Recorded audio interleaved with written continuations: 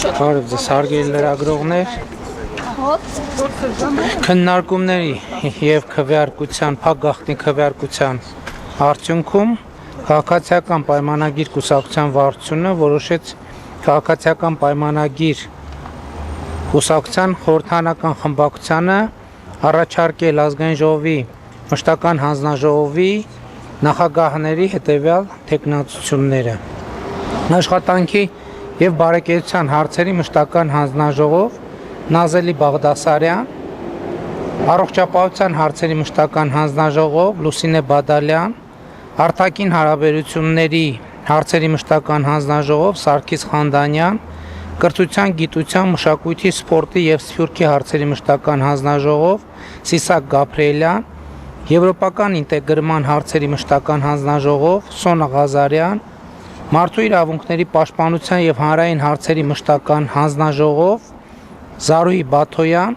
Պաշտպանության և անվտանգության հարցերի մշտական հանձնաժողով Վիլեն Գաբրիելյան, Պետական իրավական հարցերի մշտական հանձնաժողով Արուսյակ Ջուլհակյան, Տարածաշրջանային և եվրասիական ինտեգրման հարցերի մշտական հանձնաժողով Տրդատ Սարգսյան, Տարածքային կառավարման և շրջակա միջավայրի պահպանության հարցերի մշտական հանձնաժողով Վահե Ղալումյան, Տնտեսական հարցերի մշտական հանձնաժողով Բաբկեն Թունյան, Ֆինանսավարկային և բյուջետային հարցերի մշտական հանձնաժողով Ծովինար Վարդանյան։ Պարոն Փաշինյան, քանի որ դուք եք առաջին իշխանությունն ընտրելու հանձնաժողովները սկզբում։ Հա, էդ ներողություն, հազար ներողություն։ Էդ էլ ասեմ, որ այս ընտրությունը չի նշանակում, որ նշված բոլոր անձինք կընտրվեն հանձնաժողովի նախագահ, որովհետև գիտեք, որ որոշակի սկզբունքով դա կախված է նաև նրանից, թե ընդդիմության ներկայացուցիչները որ հանձնաժողովները կընտրեն։ Այս առաջինը դուք եք, որ երկու հանձնաժողովն եք որոշել վերցնել։ Դե գիտեք, դա լրացուցիչ քննարկման կարիք ունի, չնայած մենք քննարկել ենք, բայց այդ խորհրդարանական մեր գործընկերները կասեն, որովհետև դեռ ժամանակ կա ինչ որ քննարկումներ կլինեն, այսինքն մենք քննարկում ունեցել ենք, որոշել ենք, բայց քանի որ դեռ ժամանակ կա, հնարավոր է ինչ որ ճշգրտումներ լինեն, դրա համար ես հիմա չասեմ։ Վարչապետ, կարող եմ թեմայից դուրս երկու վստահության ձայն չտվեց։ Տվեց վստահության ձայն, որովհետև երկրորդ փուլով է տեղի ունեցել եւ երկրորդ փուլ են անցել Արմեն Խաչատրյանը եւ Վիլեն Գաբրիելյանը, բայց սա Սոխոն Միքայելյանն էլ բավականին շատ ձայներ է հավաքել։ Դուրս երկու հարց կարող եմ տալ, եթե այո, առաջին։ Ընդ որում ուզում եմ ուշադրություն հրավիրել, որ եթե ճիշտ է մեր հաշվարկը 6 կին 6 տղամարդ է ընտրվել։ Ավելի շատ չէ, եթե հաշվի առնենք նաեւ որ խմբակցության ղեկավարն էլ է կին ընտրվել, այս դեպքում ստացվում է, որ ոչ թե գերակշռում են, այլ նորմալ բալանս կա։ Նորմալ այդպես է ստացվել։ Չէ, ոչ մի միտում չկա, եղել է փակ գաղտնի քվեարկություն եւ այդպիսի որոշումներ։ Միաձայն է, պարոն Փաշինյան։ Ոչ մի տեխնացու միաձայն չի ընդունում։ Ոչ մի տեխնացու, դե արդյունքները որոշ դեպքերում եղել են երկրորդ փուլ, ընդ որում Էսա ասեմ 4-5 դեպք ունենք, երբ որ ձայները բաշխվել են 9-10, այսինքն մի ձայնով է, մի ձայնի առավելության բան։ Պարոն վարչապետ, դուք հեռախոսազրույց ունեցաք Ռուսաստանի Դաշնության նախագահի հետ, հաղորդագրություններ տարածվեցին։ Հեռախոսազրույցը հայկական կողմի նախաձեռնությամբ էր, ձեր նախաձեռնությամբ ինչ իրավիճակ էր, որ դուք որոշեցիք ամեն դեպքում հորդորել կամ առաջարկել հանել այդ սանկցիաները կամ դուք ինչպես ձևակերպում եք այդ սահմանափակումները եւ կարող ենք ասել, որ ըստ էության չստացվեց ձեր երկխոսությունը Ռուսաստանի նախագահի հետ, որովհետեւ համաձայնության մասին այնտեղ խոսք չեղավ եւ ի վերջո ինչու պարոն վարչապետ չի ստացվում լուծել հարցը, դուք վստահ եք, որ ընտրություններից հետո ձեզ կհաջողվի լուծել այդ խնդիրները։ Նախ երկխոսությունը ստացվեց, որովհետև երկար խոսեցինք։ Ինչ վերաբերում է նախ երկխոսությունը առնվազն մի քանի հարցերի շուրջ մենք եկանք ընդհանուր ըմբռնման, որ Հայաստանի Հանրապետությունը ամենակարևոր հարցը ունի լեգիտիմ իրավունք ինքը իր համար այլ ընտրանքներ ձևակերպելու, ձևավորելու եւ Ռուսաստանի նախագահին ասի, որ մենք հայտարարել ենք այդ ճանապարհը եւ մենք գնալու ենք այդ ճանապարհով, մանավանդ հիմա, երբ որ ժողովուրդն էլ Հայաստանի Հանրապետության քվեարկել է դրա օգտին եւ մենք ես ինչպես նախընտրական շրջանում ասել եմ, չեմ պատկերացնում, որ մենք մեր քաղաքականությունների արդյունքում հայտնվենք մի իրադրության մեջ, որ Հայաստանի Հանրապետությունը այլ ընտրանքներ չունի։ Հայաստանի Հանրապետությունը միշտ եւ բոլոր հարցերում պետք է ունենա այլ ընտրանքներ եւ այլ ընտրանք չունենալու դարաշրջանը փակված է։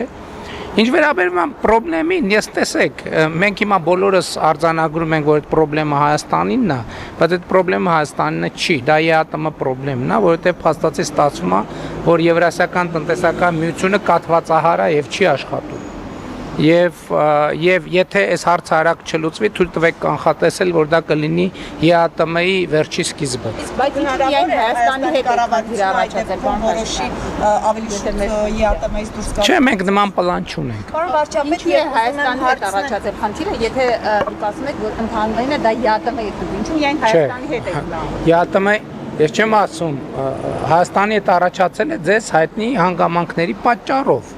որովհետև Հայաստանի Հանրապետությունը որդեգրել է այլ ընտրանքներ ունենալու քաղաքականություն, ընդ որում այդ քաղաքականության լեգիտիմությունը, այդ թվում Ռուսաստանի Դաշնության գործընկերները ընդունում են, ինչ շատ կարևոր է։ Այստեղ խնդիրը հետևյալն է, թե այդ այլ ընտրանքը երբ պետք է իրացվի։ Նաև պաշտոնական հաղորդագրության մեջ էլ է ասվել, դուք գիտեք, որ մայիսի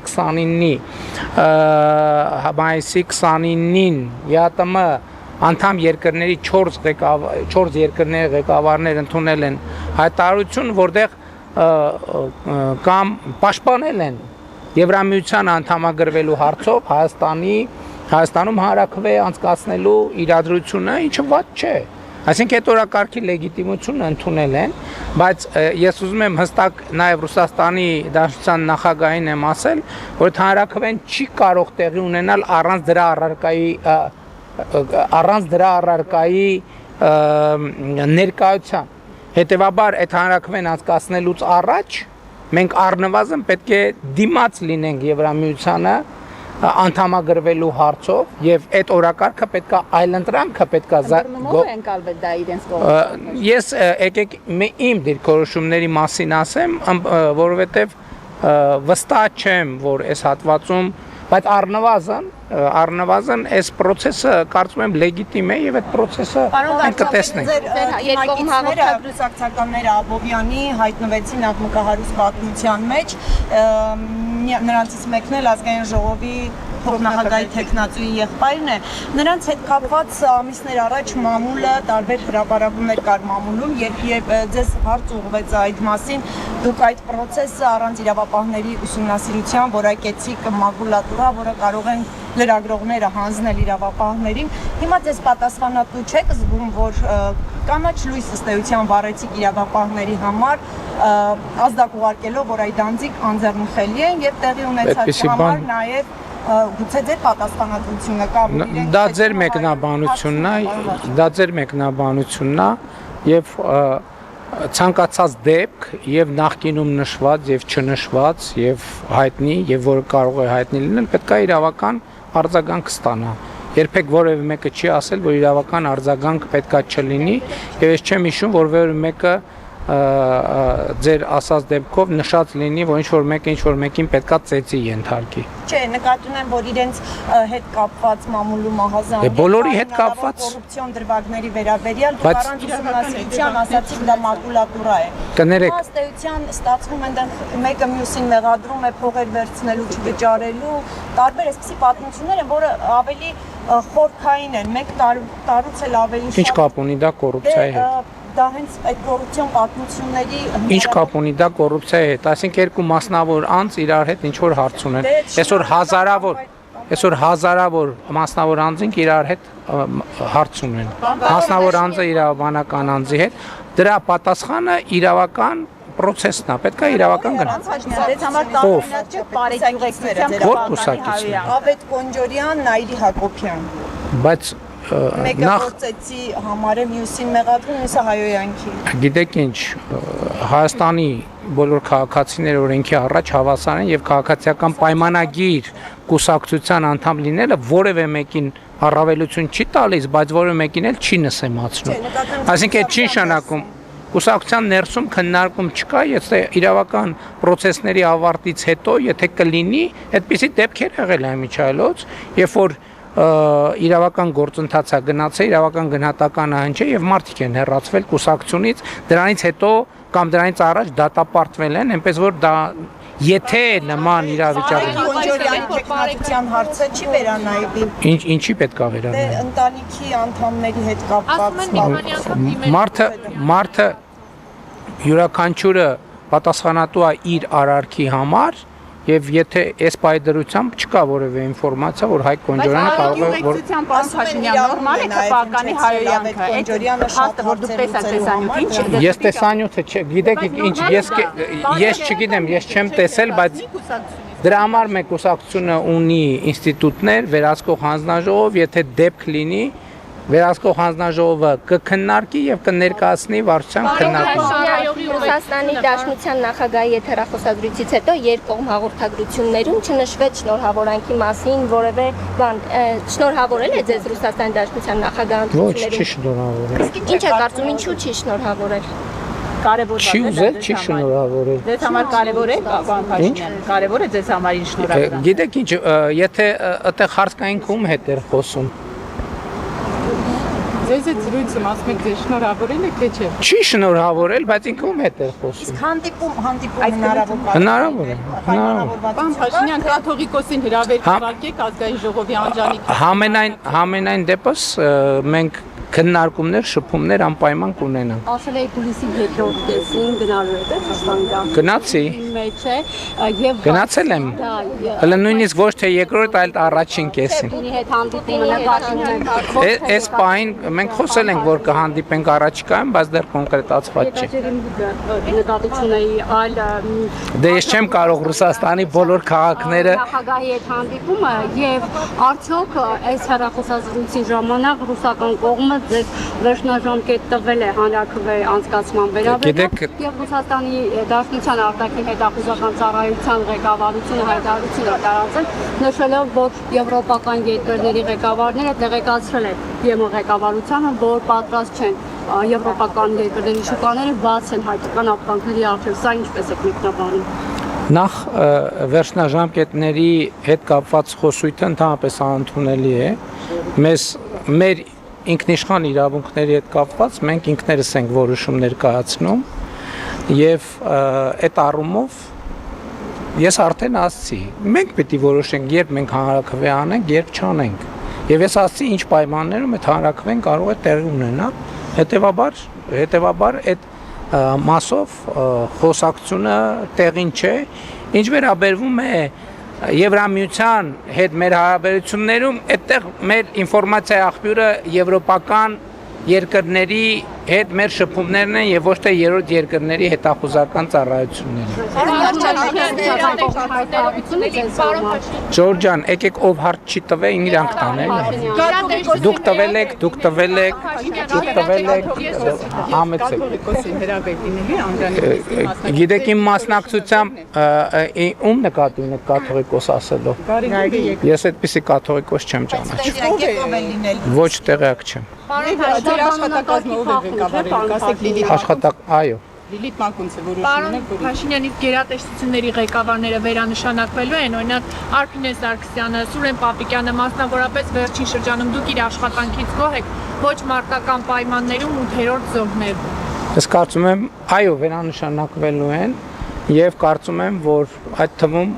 զորահանդես Հայաստանի Հանրապետությունում մայիսի 28-ին տեղի է ունեցել։ Բայց բանակում խաղաղ պայմաններում Ցավոք սրտի, գիտեք, Ինչպես եք տեսնում, պարոն։ ես դրա լուծումը տեսնում եմ մեր հանրության սոցիալ հոգեբանության փոփոխության մեջ, որովհետև ես էլի առիթ ունեցել եմ ասելու, բանակում տեղի ունեցող երևույթների մոտավորապես 70%-ը ստեղծվում է ծագումնաբանությունը բանակի հետ չի։ Այսինքն սպայական կազմը մեղավորություն չունի։ Սպայական ոչ մարտական։ Գիտեք,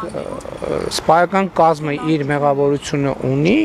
բայց ելի եմ ասում, ամեն առանձին դեպք պետք է առանձին դիտվի, բայց ընդհանուր առմամբ երևույթի վերաբերյալ իմ դիրքորոշումը առաջին անգամ չէ, որ ասում եմ։ Եվ դա իհարկե խնդրեմ է, որը պետք է լուծեն, բայց ցավոք սրտի այդ նախարարներ են փոխվում, նույնիսկ իշխանություններ են փոխվում, բայց այդ խնդրեմը շարունակում է ներկա մնալ։ Չէ, այդ նշանակում է, որ խնդիրները շատ ավելի խորն են, քան մենք ընդհանրապես սովորենք այդ խնդիրների հետ առնչվել։ Դուք էլի հարց տվել եք, ուրիշ ով որ հարց։ Նախնական քարոզարշավի ժամանակ Բաղնել եմ ես բրիֆինգ ունենալու, դուք էլ ընդեղ եք ելնել։ Ընդդիմադիրները մեծ խոսում էին, ոմանք նույնիսկ արդեն կառավարություն էին ստեղծել, վարչապետում էին եւ այլն, հետո եկան եւ մանդատները վերցրեցին։ Ինչպիսի աշխատանքներ եք պատկերացնում ազգային ժողովում նոր։ Դե գիտեք, եկեք շատ չի մնացել էլի, կգնանք աշխատենք Երևան, եկեք կանխատեսում չանենք։